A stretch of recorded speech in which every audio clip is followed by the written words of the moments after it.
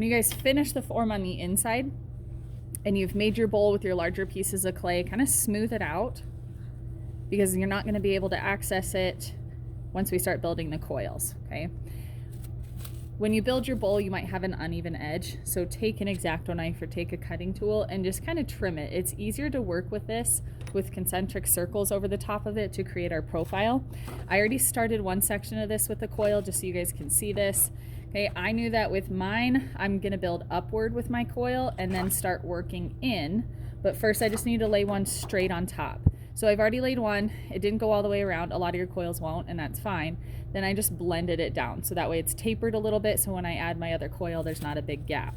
So then I have another coil prepped and ready to go. I'll taper this edge, so I'm just pinching it, laying it right on top. So when I'm talking about laying it inside or on top, if I lay it on top, my walls are gonna go straight up, okay? If I lay it outside, like this, obviously my walls are gonna start growing outward and rounding. If I place it inside, they're gonna start going inward with the profile. So this one, I just wanna lay it right on top, so I'm gonna measure it out. Work in concentric circles. Make sure that you guys only do one ring at a time, okay? And before I attach this, I don't have to score and slip. With this one, I'm gonna add a little bit of water to the surface, not too much, because when you're blending this into the wall, you don't want your finger wet, because it makes it more difficult for this next step. So I dried off my finger, just have a paper towel, dry it off. If you have long nails, you can use wooden tools. So I'm just gonna blend it down. My finger's starting to get a little wet, so I'm just gonna wipe it off. It's difficult to grip the clay, and then you're not actually blending. So some of you guys, when you're doing your decorative coils, we're just pressing the clay together, and then it's gonna come apart when it dries. Okay, this part gets a little more difficult. Remember, the ridge is going to pop out on this, and once we pull it out of the bowl, that's when we're gonna fix this and we're gonna scrape it down. So it is gonna have a little bit of a bump because I want a smooth transition, but we can see with this bowl that it's already popping out, and that's not my profile, but I'm gonna end up changing it anyway, so don't panic about that. Okay, so I'm gonna smooth this out a little bit. Another thing you can do is kind of pinch to make the walls even.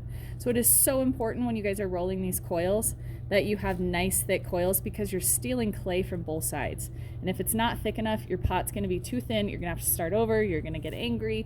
So just make sure that you guys roll these about the thickness of your finger. It's better to err on the side of it being too thick.